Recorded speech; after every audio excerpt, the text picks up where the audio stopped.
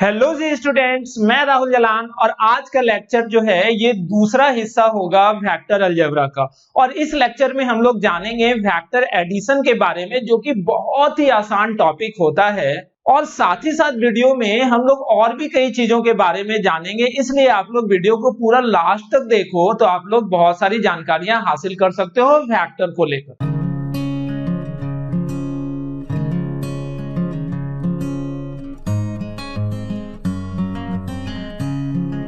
तो बच्चों, हम लोग वेक्टर एडिशन को शुरू करते हैं। अगर आप लोगों को हिंट के रूप में जानकारी दूं तो आप लोगों ने फिजिक्स में जो क्लास 11 में वेक्टर एडिशन देखा है, बस वही कुछ है।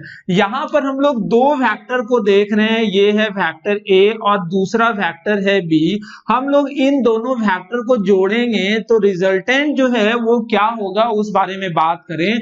तो अगर वेक्टर ए को हम लोग एक लाइन ओ ए से रिप्रेजेंट करें, this point is O and this point is A, तो ये जो है ये किस वेक्टर को रिप्रेजेंट कर रहा है बच्चों? ए को।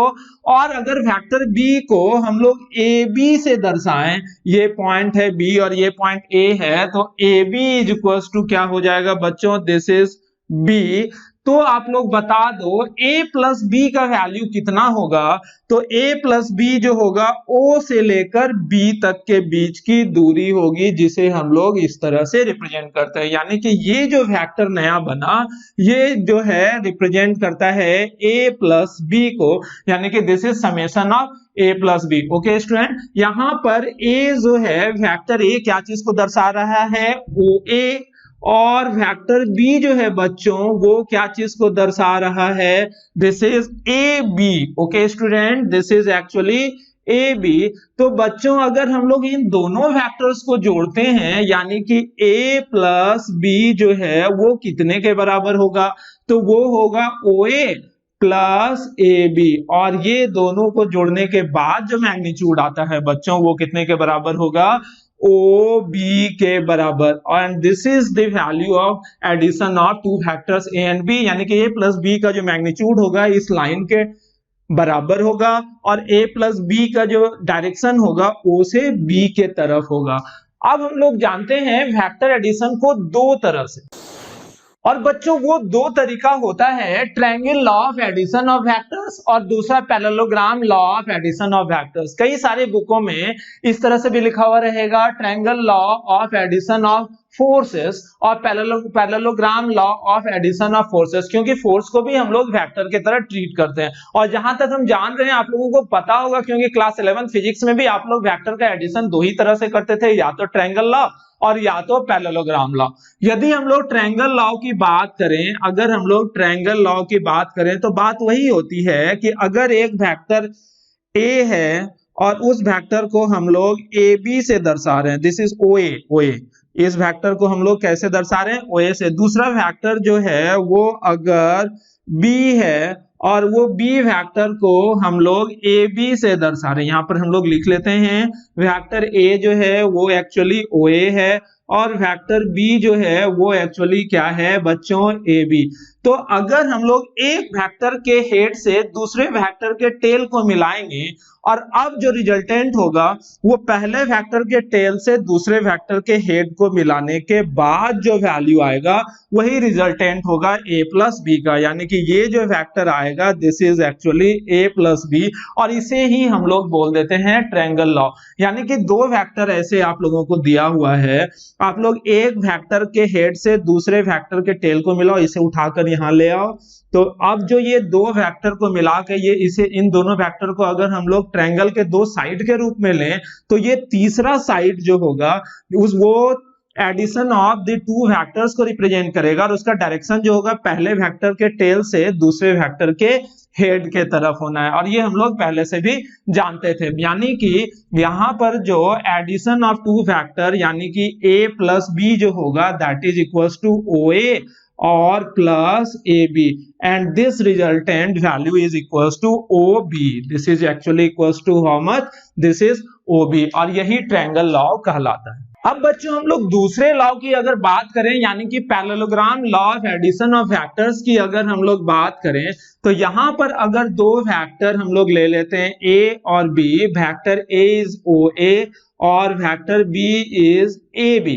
तो इन दोनों वेक्टर को हम यहां पर दर्शा रहे हैं, this is actually O A, is it or not, और ये वेक्टर ए है और this is actually vector A B और ये वेक्टर बी है। तो अब जब इन दोनों वेक्टर को हम लोग दो साइड ऑफ पैरेललोग्राम लेकर एक पैरेललोग्राम ड्रॉ करें जो कि लगभग ऐसा होगा, इसके पैरेलल हम लोग एक लाइन यहां खींच लिए और ये एक लाइन यहां खींच लें। इस पॉइंट को अगर हम लोग सी मान लें तो इस पैरेललोग्राम का जो डायगोनल होगा ओ से लेकर बी तक, ये डायगोनल रिप्रेजेंट करेगा ए प्लस बी को। ओके स्टूडेंट, यानी कि a plus B will becomes equals to O A plus A B, और ये वैल्यू जो होगा कितने के बराबर होगा, o से लेकर b तक, यानी कि this value will becomes equals to OB। और ये OB जो है, OB ये पैरेललोग्राम लॉ के अनुसार एडिशन ऑफ टू वेक्टर्स को रिप्रेजेंट करता है। Is it or not student? अब बच्चों हम लोग देखते हैं थ्योरम्स को जो कि संबंधित होता है वेक्टर एडिशन को लेकर। तो यहां पर सबसे पहला थ्योरम जो होता है वो कम्यूटेटिव लॉ से लेकर होता है। और कम्यूटेटिव लॉ का क्या थ्योरम होता है बच्चों? तो यहां पर माना जाता है अगर दो वेक्टर a प्लस बी को हम लोग ऐड करते हैं तो a plus B must be equals to b plus a, यानी कि दो वेक्टर को जब हम लोग जोड़ेंगे तो पहले वेक्टर को पहले और दूसरे वेक्टर को बाद में, या फिर उल्टा कर भी अगर हम लोग जोड़ें तो ये रिजल्ट जो है वो सेम आएगा कि अलग आएगा, सेम आएगा। और बस इसी को हम लोग क्या नाम दे देते हैं, कम्यूटेटिव लॉ। एसोसिएटिव लॉ की अगर हम लोग बात करें बच्चों तो एसोसिएटिव लॉ में क्या आता है कि अगर हम लोग तीन वेक्टर्स की बात करें a प्लस बी प्लस सी, ये तीन वेक्टर्स है, तो हम लोग करते क्या हैं कि पहले वेक्टर b प्लस सी को जोड़ देते हैं तब उस रिजल्टेंट में वेक्टर a को जोड़ें। तो या फिर हम लोग ऐसा भी तीन वेक्टर को जोड़ सकते हैं कि a प्लस बी प्लस सी, तो पहले हम लोग a प्लस बी को जोड़ देते हैं और तब उस रिजल्टेंट में वेक्टर c को ऐड करेंगे। तो ये लॉ भी हम लोग वेक्टर एडिशन में देख सकते हैं। यानी कि वेक्टर एडिशन जो है कम्यूटेटिव लॉ को फॉलो करता है, यानी कि दो वेक्टर को जब हम लोग जोड़ रहे होते हैं तो किस वेक्टर को पहले और किस वेक्टर को बाद में लिखेंगे कोई महत्व नहीं होता है। अगर हम लोग एसोसिएटिव लॉ की बात करें तो वो भी फॉलो करता है वेक्टर एडिशन, और उसमें क्या होता है अगर हम लोग तीन वेक्टर को जोड़ रहे हैं तो पहले किस दो वेक्टर को जोड़ेंगे इस बात का भी कोई महत्व नहीं होता है। पहले हम लोग b प्लस सी को भी जोड़ सकते हैं, पहले हम लोग a प्लस बी को भी जोड़ सकते हैं। इन दोनों लॉ का, इन दोनों थ्योरम का हम लोगों को प्रूफ भी देखना होता है, जो कि बहुत ज्यादा इंपॉर्टेंट तो होता नहीं है क्योंकि क्वेश्चंस एग्जाम में नहीं पूछे जाते हैं, लेकिन अगर आप लोगों को इन दोनों का प्रूफ भी देखना हो तो आप लोग बुक से देख सकते हो। ओके स्टूडेंट, अब जो है एग्जिस्टेंस ऑफ एडिटिव आइडेंटिटी, यहां पर शब्दों को जानना समझना जरूरी है कि एडिटिव आइडेंटिटी जो है वो होता क्या है। अगर हम लोग बात करें एडिटिव आइडेंटिटी की तो वेक्टर a है, ठीक है, इसमें अगर हम लोग कोई जीरो वेक्टर जोड़ देते हैं, ये जीरो वेक्टर या नल वेक्टर है, तो अगर किसी वेक्टर a में हम लोग जीरो वेक्टर जोड़ें या फिर किसी जीरो वेक्टर में हम लोग a वेक्टर को जोड़ देते हैं तो इसका वैल्यू रिजल्टेंट a के ही बराबर होगा। यानी कि जीरो या नल वेक्टर को पहले जोड़ें कि बाद में जोड़ें, ये वाला बात तो बस कम्यूटेटिव लॉ ही तो हो गया। तो यहां पर जीरो वेक्टर को अगर हम लोग किसी वेक्टर में जोड़ते हैं तो उस वेक्टर के मैग्नीट्यूड और डायरेक्शन पर कोई फर्क नहीं पड़ता है, यानी कि इसे हम लोग क्या बोलते हैं, एग्जिस्टेंस ऑफ एडिटिव आइडेंटिटी। तो अगर आपसे पूछेगा कि यहाँ पर जीरो क्या है तो यहाँ पर आप लोग एक लाइन लिख सकते हो कि ये जो जीरो वेक्टर है या नल वेक्टर इज, ये जीरो वेक्टर इज, इन शब्द को समझना, ये zero vector is additive identity of any of the vector, यानी कि a का भी, b का भी, c का भी, किसी का भी। यानी कि आपसे पूछेगा कोई वेक्टर है उसका एडिटिव आइडेंटिटी क्या होगा, तो जीरो वेक्टर या फिर नल वेक्टर। अब हम लोग चौथे थ्योरम पर जाते हैं, एग्जिस्टेंस ऑफ एडिटिव इनवर्स, यानी कि पूछेगा एडिटिव इनवर्स क्या होता है। तो ये कोई वेक्टर है a और इसमें हम लोग जोड़ देते हैं negative of the same vector minus a। तो a वेक्टर में अगर हम लोग माइनस a जोड़ देंगे तो वो 0 वेक्टर के बराबर हो जाएगा। या फिर -a में अगर हम लोग a वेक्टर जोड़ देंगे तो वो भी 0 वेक्टर के बराबर होगा, और इस थ्योरम को हम लोग बोल देते हैं एग्जिस्टेंस ऑफ एडिटिव इनवर्स। यानी कि किसी भी वेक्टर में अगर हम लोग उसी के नेगेटिव वेक्टर को ऐड कर देंगे तो रिजल्टेंट जो होगा वो कितना होगा बच्चों, 0 वेक्टर के बराबर। तो यहां पर एक शब्द पूछा जाता है कि कोई वेक्टर है b, आपसे पूछा जाएगा What is the additive inverse of this vector b? तो additive inverse of this vector b is equals to minus of b. Additive inverse of vector c is equals to minus of c vector. यानी कि इतना आसान होता है। ये चारों theorem आप लोगों को जानना चाहिए और बहुत ही आसान है। अब बच्चों हम लोग बात कर रहे हैं डिफरेंस ऑफ टू वेक्टर्स की, यानी कि दो वेक्टर को हम लोग एक दूसरे में सब्सट्रैक्ट कैसे करते हैं। तो इसे हम लोग देखते हैं और समझते हैं। दो वेक्टर हम लोग ले लेते हैं a और दूसरा वेक्टर बच्चों हम लोग ले लेते हैं b। a को हम लोग रिप्रेजेंट कर लेते हैं oa से और b को बच्चों हम लोग रिप्रेजेंट कर लेते हैं ob से। यहां पर अगर हम लोग देखें तो ये जो पॉइंट है ये पॉइंट O है, तो O से ये A पॉइंट की तरफ जो लाइन गया ये लाइन रिप्रेजेंट करेगा A वेक्टर को, और B वेक्टर को बच्चों कौन सा लाइन रिप्रेजेंट करेगा, ये लाइन रिप्रेजेंट करेगा, क्योंकि ये पॉइंट है B और OB जो है बच्चों क्या चीज को रिप्रेजेंट करता है, B को रिप्रेजेंट करता है। Is it or not? अब बच्चों यहां पर ध्यान से देखना और समझने की कोशिश करना कि हम लोग डिफरेंस ऑफ टू वेक्टर की बात कर रहे हैं, यानी कि a माइनस बी। तो a माइनस बी जो होगा ये हम लोग इस तरह से भी लिख सकते हैं, a plus minus of b, है कि नहीं। a प्लस b को हम लोग माइनस अंदर ले लिए तो a plus minus of b।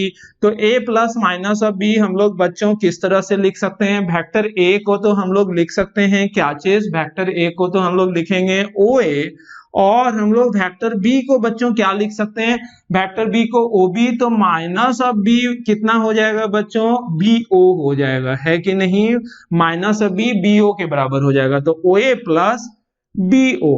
तो यहां पर अगर हम लोग इस फिगर को दोबारा बनाएं तो आप लोग देखो ये जो पॉइंट था O, तो OA जो है बच्चों ये वेक्टर A को रिप्रेजेंट कर रहा है और BO जो वेक्टर माइनस B को रिप्रेजेंट करेगा, यानी कि यही रहेगा, बस इसे हम लोग उल्टा कर इस तरह से लिख देंगे, है कि नहीं। इसे ही हम लोग उल्टा कर अगर इस तरह से लिख दें तो ये पॉइंट जो है B होगा और ये पॉइंट जो होगा वो O होगा। ये पॉइंट B है और ये पॉइंट O है और इसे हम लोग BO लिखेंगे, और ये वेक्टर जो होगा बच्चों कितने के बराबर हो जाएगा, माइनस B के बराबर। तो अब देखो ये पॉइंट, ये टेल जो है हेड से और ये हेड जो है इसके टेल से जुड़ा हुआ है, तो अब इन दोनों वेक्टर को जोड़ेंगे तो क्या होगा, इसके टेल से इसके हेड के तरफ ये जो होगा रिजल्टेंट a माइनस b को रिप्रेजेंट करेगा, यानी कि ये जो वेक्टर है ये सब्सट्रैक्शन ऑफ टू वेक्टर को रिप्रेजेंट करता है, यानी कि this will becomes equals to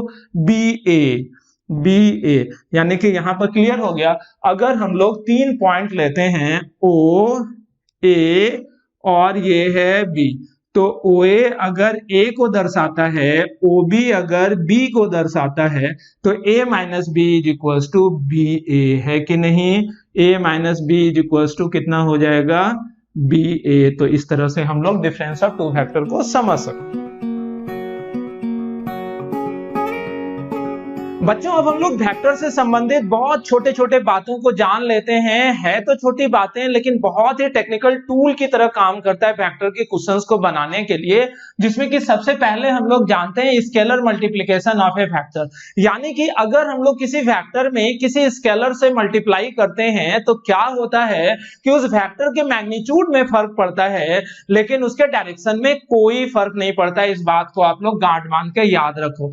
यदि कोई वेक्टर है a और इस वेक्टर में हम लोग कोई स्केलर m से मल्टीप्लाई कर रहे हैं, ये क्या है बच्चों, दिस इज ए वेक्टर और ये क्या है बच्चों, एक स्केलर क्वांटिटी है जिसमें मैग्नीट्यूड है लेकिन डायरेक्शन नहीं है, तो scalar multiplication of this vector will becomes equals to ma। इसे हम लोग इस तरह से रिप्रेजेंट करते हैं।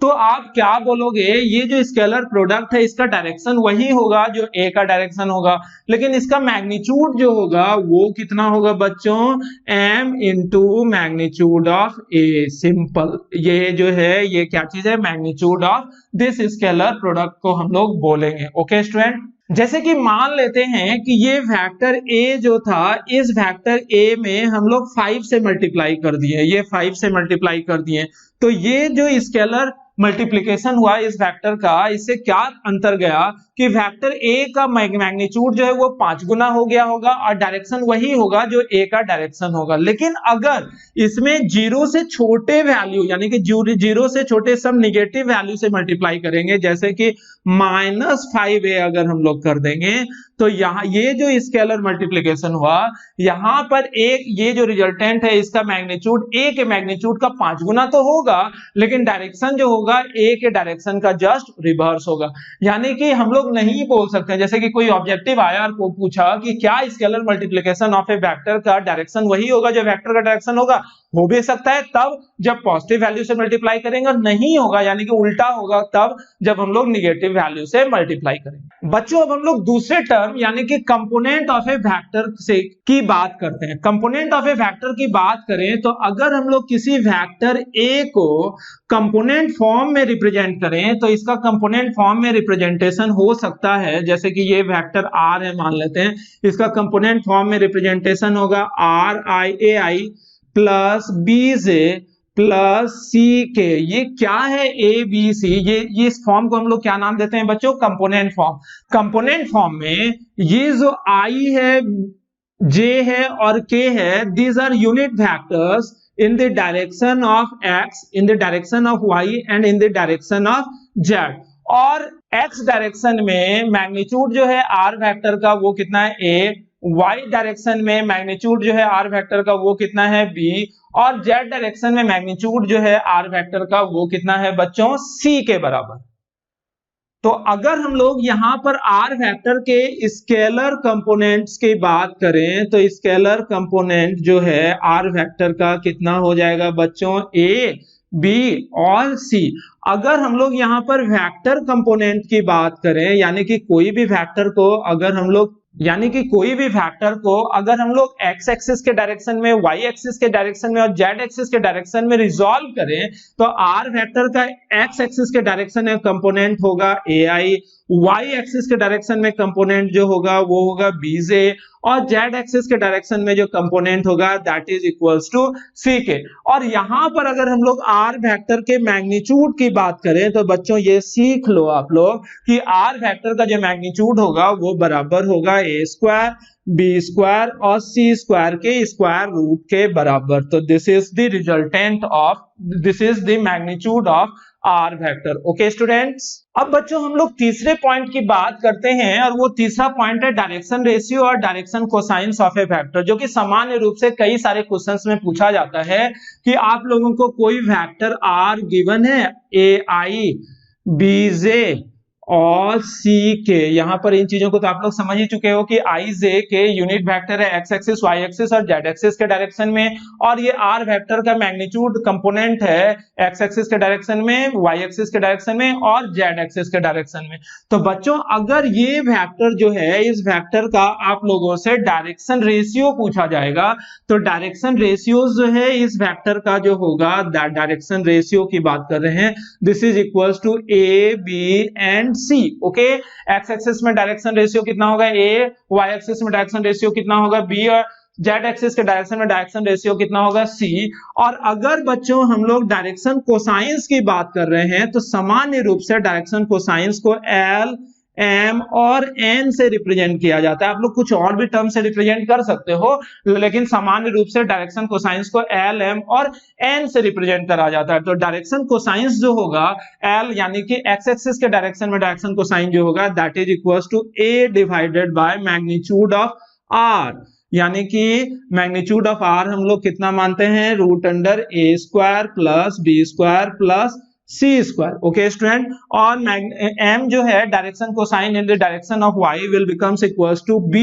Divided by magnitude of r, और ये जो होगा बच्चों कितना हो जाएगा b by root under a square plus b square plus c square, और डायरेक्शन कोसाइन अगर हम लोग z डायरेक्शन में देखें तो वो कितना हो जाएगा c by magnitude of r that is equals to c divided by root under a square plus b square plus c square. साथ ही साथ आप लोग जानो कि डायरेक्शन कोसाइंस की खासियत क्या होती है कि l square plus m square plus n square must be equals to 1, यानी कि इन तीनों को स्क्वायर करके अगर आप ऐड कर दोगे तो वो कितने के बराबर आएगा बच्चों, 1 के बराबर। कभी कभी क्वेश्चंस में पूछा रहता है कि एल एम एन में एक टर्म नहीं दिया हुआ है, तो वो इस फॉर्मूलाज के आधार पर आप लोग खुद से भी निकाल सकते हो किसी वेक्टर के लिए। ओके स्टूडेंट, डायरेक्शन रेशियोज और डायरेक्शन कोसाइंस को लेकर सामान्य रूप से पूछे जाने वाला एक क्वेश्चन आप लोग देख लो कि जैसे मान लो कोई पॉइंट है ए और इस पॉइंट को रिप्रेजेंट करा गया है x1, y1 और z1 से किसी कार्टेशियन यूनिट में हम लोग देख रहे हैं, और ये दूसरा पॉइंट है b और इस b पॉइंट को दर्शाया गया है x2, y2 और z2 से बच्चों। तो यहां पर वेक्टर दो बन सकता है ab और ba।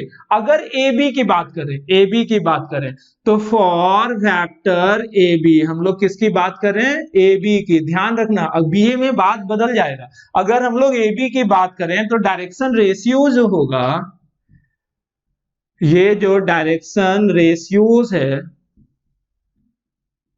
वो डायरेक्शन रेशियोज जो होगा वो किसके बराबर आएगा, x2 minus x1, y2 minus y1 और z2 minus z1। Okay student, लेकिन अगर यहाँ पे वेक्टर ba की बात होती तो डायरेक्शन रेशियोज कितना होता, x1 minus x2, y1 minus y2, z1 minus z2। Okay student, अगर हम लोग बात करें डायरेक्शन कोसाइंस की, डायरेक्शन कोसाइंस, तो डायरेक्शन कोसाइंस की वैल्यूज कितनी होगी, उसे अगर हम लोग एल, एम और एन से रिप्रेजेंट करते हैं तो बताओ तो बच्चों एल की वैल्यू कितनी हो जाएगी। वेक्टर ए बी के लिए अगर ये पॉइंट आप लोगों को दिया गया है तो वेक्टर एल जो है, सॉरी डायरेक्शन कोसाइंस एल जो होगा वो कितने के बराबर हो जाएगा, x2 minus x1 divided by magnitude of vector A B. Magnitude of vector A B कितना हो जाएगा बच्चों, ध्यान से देखो तो this will becomes equals to x2 minus x1 का square plus y2 minus y1 का स्क्वायर प्लस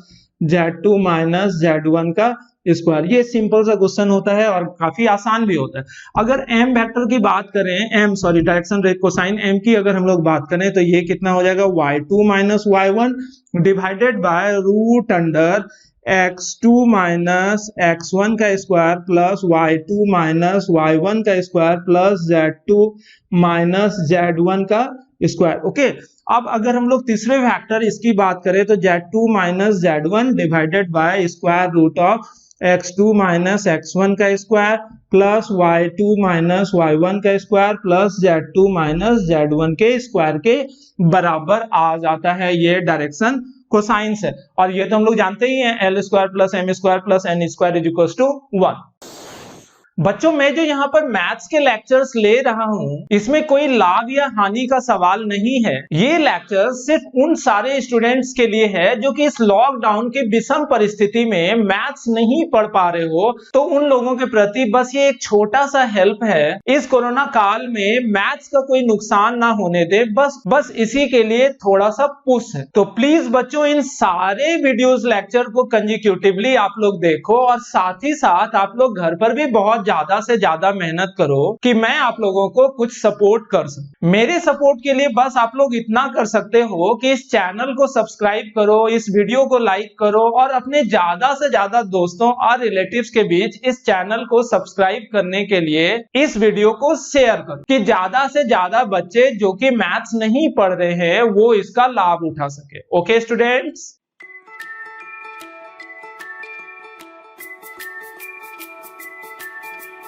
Thank you.